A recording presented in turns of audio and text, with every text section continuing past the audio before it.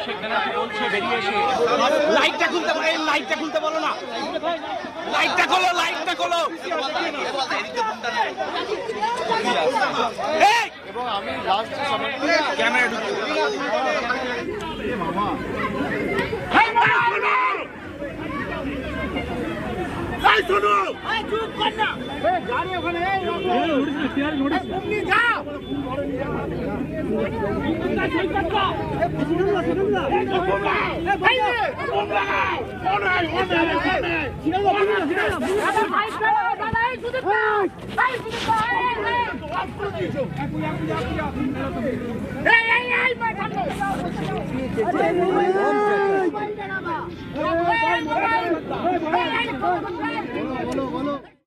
এক ঘন্টা পর সিজিও থেকে বেরোলেন অভিষেক বন্দ্যোপাধ্যায়। অভিষেকের ইডি হাজিরা পুজোর আগে তলব করা হয়েছিল এবং তারপর আবারও তাকে তলব করা হয়। গতকাল তাকে তলবের নোটিশ পাঠানো হয় এবং আজ তিনি যাচ্ছেন। তৃণমূল সূত্রে আমরা গতকালই খবর পাচ্ছিলাম, সেই মোতাবেক আজকে আমরা দেখলাম 11টার কিছুটা আগেই অভিষেক বন্দ্যোপাধ্যায় সিজিওতে গেলেন এবং ঠিক এক ঘন্টা পর সিজিও থেকে বেরিয়েছেন অভিষেক বন্দ্যোপাধ্যায়।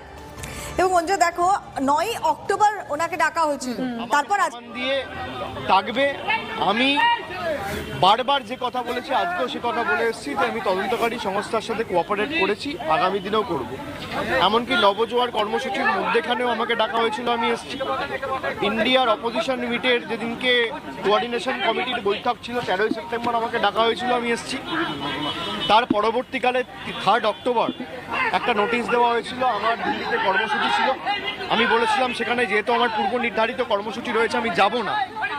এবং পরবর্তীকালে 9ই অক্টোবর আরেকটা সামান দেয় আমাকে, যেটা কলকাতা হাইকোর্টের ডিভিশন বেঞ্চের নির্দেশের পরে সেটা ইনফ্রাকচুয়াস হয়ে যায়। আমাকে 2 দিন আগে আবার একটা নোটিশ দিয়ে আজকে ডাকা হয়েছিল, আমি এসেছি। 11টায় ডাকা হয়েছিল, আমি 11টায় পৌঁছেছি এবং প্রায় 6500 পাতার 6000 পাতার রিপ্লাই আমি নিয়ে তাদেরকে জমা দিয়েছি। সুতরাং আমি এটা নিয়ে বিস্তারিত কিছু বলবো না।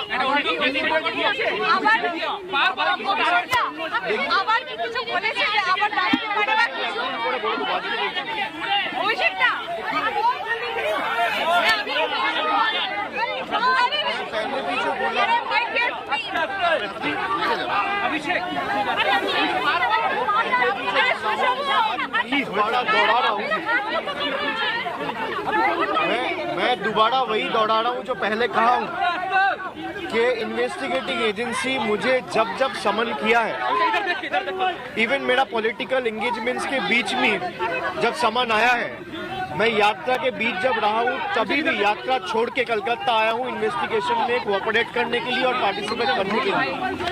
अभी 2 दिन पहले मेरे पास एक समन आया और समन में मुझसे कुछ डॉक्यूमेंट्स मांगे गए और मुझे फिजिकली यहाँ पे उपस्थित रहने के लिए बोला गया। उस समन का कॉम्प्लायंस के रूप में मैं यहाँ आज पहुँचा हूँ और जो डॉक्यूमेंट्स मेरे से मांगा गया था मैं वो हर डॉक्यूमेंट ईडी के ऑफिस में आज सबमिट किया हूँ। 6000 पन्ने का रिप्लाई मैं आज ईडी ऑफिस में सबमिट किया हूँ। ये डॉक्यूमेंट्स देखने के बाद उनको अगर लगे कि फिर मुझसे पूछताछ करना ज़रूरी है, वो आए, वो मुझे समन भेजे और मैं फिर आऊँगा। और अगर मुझसे फिर से वो पूछताछ करना चाहे मैं दोबारा आऊँगा। और जब আজকে যেহেতু আমি ডকুমেন্টগুলো সাবমিট করেছি, ওনারা তাই যেহেতু ডকুমেন্টগুলো এখনো দেখেননি, ওনারা বললে এত ডকুমেন্ট দেখতে আমাদের সময় লাগবে। পরবর্তীকালে ডকুমেন্টগুলো দেখার পর আবার দরকার হলে আপনাকে প্রয়োজন পড়লে সামান পাঠিয়ে আমরা জিজ্ঞাসাবাদের জন্য তলব করব। বারবার বিরোধী আপনাকে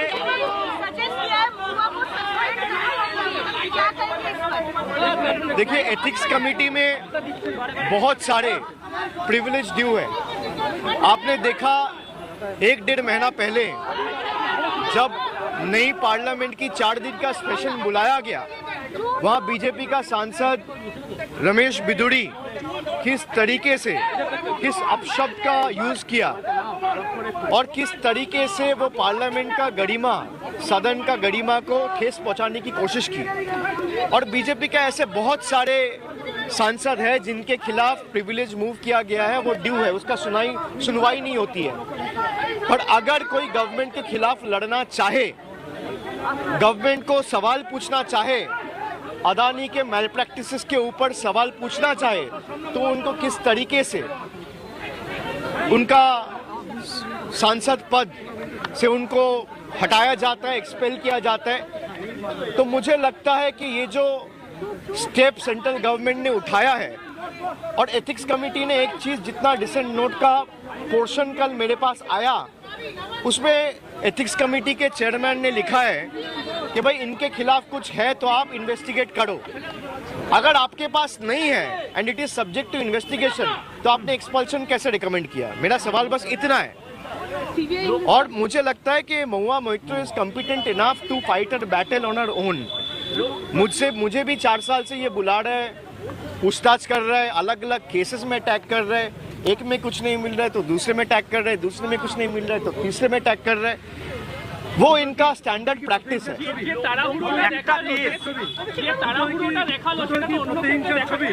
নিশ্চয়ই নিশ্চয়ই প্রতিহিংসা ছাড়া আর কি, এটা সাধারণ মানুষ বুঝতে পারছে। বারবার আপনাকে ডাকা হচ্ছে।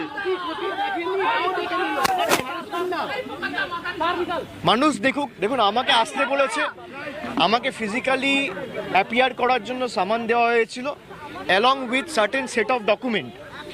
আমি চাইলে ডিভিশন বেঞ্চের অর্ডারের মতো তার সাথে কমপ্লাই করে আমি লিখে পাঠিয়ে দিতে পারতাম যে আপনারা নথি দেখে তারপর প্রয়োজন হলে আমাকে তলব করুন। বাট আমি বারবার বলেছি যে আমাকে যখনই ডাকবে আমার লোকানোর কিছু নেই। আমি আগেও এসেছি, এমনকি আমি দিল্লিতেও গেছি, পরবর্তীকালে সুপ্রিম কোর্ট সেটাকে কলকাতায় ট্রান্সফার করেছে। তারপর দিল্লি থেকে যখন ইডির তদন্তকারী অফিসাররা কলকাতায় এসে আমাকে জিজ্ঞাসাবাদ করতে চেয়েছে, আমি এসেছি, উপস্থিত হয়েছি। আগামী দিনেও যদি চাই উপস্থিত হব। আমি চাইলে আজকে আমার আইনজ্ঞ বা আইন বিশেষজ্ঞ যারা রয়েছে, আমার লিগ্যাল টিমের যারা রয়েছে, তারা আমাকে বলেছিল আজকে অ্যাপিয়ার না হওয়ার কারণে, তারা বলেছিল যে নথি খালি পাঠিয়ে দিতে এবং আমি যাতে সশরীরে উপস্থিত না হই। কিন্তু আমি বিশ্বাস করি আমার লুকানোর কিছু নেই। আমাকে যখন যা জিজ্ঞেস করেছে আমি উত্তর দিয়েছি এবং আমি এটাও বলেছি যে দরকার হলে আমার স্টেটমেন্ট আমি কি বলেছি কি না বলেছি সেটা কোর্টে তারা জমা দিতে পারে। সুতরাং আজকেও আমি তাই বলে এসেছি। তারা মনে করেছে এই 5,000, 5,500, 6,000 পাতার নথি দেখতে তাদের সময় লাগবে। তারা এই নথি দেখে যদি আবার মনে করে যে আমাকে জিজ্ঞাসাবাদের প্রয়োজন আছে, ডাকবে, আমি আসবো। একটা কেস বারবার ডাকা হচ্ছে, বিভিন্ন ডকুমেন্টস দিয়ে आपको बार-बार टारगेट किया जा रहा है, बार-बार আপনাকে ডাকা হচ্ছে। आप हमेशा उपलब्ध रहते हैं, हमेशा हर डेट पर उपलब्ध रहते हैं। कोई बात नहीं, मैं तो आता हूँ, मुझे मेरे पास छुपाने के लिए कुछ नहीं है। वो जब भी मुझे बुलाना चाहे वो बुलाए, और लोगों के सामने है ये कि आप लड़ नहीं पा रहे हैं तभी आप इन्वेस्टिगेटिंग एजेंसीज का उपयोग करना चाह रहे हैं। तो ये बहुत ही दुर्भाग्यजनक है। और मुझे लगता है कि आज जनता सब कुछ देखती है और जनता बेवकूफ़ नहीं है। अगर आपके पास मेरे खिलाफ कुछ है तो आप कोर्ट में दीजिए। जब मैं कोर्ट में कोऑर्डिनेट बेंच में गया तो कोर्ट ने यही कहा कि भाई अभिषेक बनर्जी के खिलाफ क्या है आप कोर्ट में जमा करो। और उस ऑर्डर अगर आप देखेंगे, सिंगल बेंच का जो ऑर्डर है कोऑर्डिनेट बेंच का, उसमें साफ साफ लिखा हुआ है 22 सितंबर का जो ऑर्डर है कलकत्ता हाई कोर्ट का कि ईडी अभी तक कोई भी प्रूफ अभिषेक बनर्जी के अगेंस्ट कोर्ट में सबमिट नहीं कर पाए, इसलिए कोर्ट ने प्रोटेक्शन दिया और वो प्रोटेक्शन आज भी जारी है। जैसे वो कोल केस है, कोल केस में भी सुप्रीम कोर्ट का प्रोटेक्शन मिला हुआ है। मैं तो यही कह रहा हूँ मेरे खिलाफ कुछ है तो आप कोर्ट में दे दो। और पहला दिन जो मैंने कहा वो आज भी कह रहा हूँ कि मेरे खिलाफ कुछ है तो मुझे बुलाने की जरूरत नहीं है। आप फांसी बना लो, फांसी का मंच बना लो, मैं जाके टारगेट क्यों किया जा रहा है? मैं जाके वहाँ पे अपने आप को फांसी में लटकाने के लिए तैयार हूँ भैया। अभिषेक जी आपको टारगेट क्यों किया जा रहा तो वही कह सकता है जो टारगेट किया है। ये सवाल का जवाब वही दे सकता है।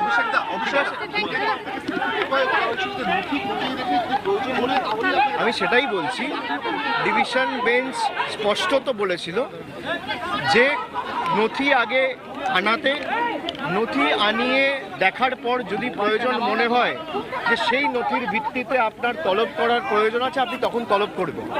আমি সেই কোর্টের অর্ডারকে অজুহাত করে আজকে আমার উপস্থিতি এড়িয়ে যেতে পারতাম, কিন্তু আমি সেটা করিনি। I have always tried to be high on the moral grounds. আমাকে 13 তারিখে যখন ডাকা হয়েছে আমি বলতে পারতাম আমার দিল্লিতে বৈঠক রয়েছে আমি আসবো না।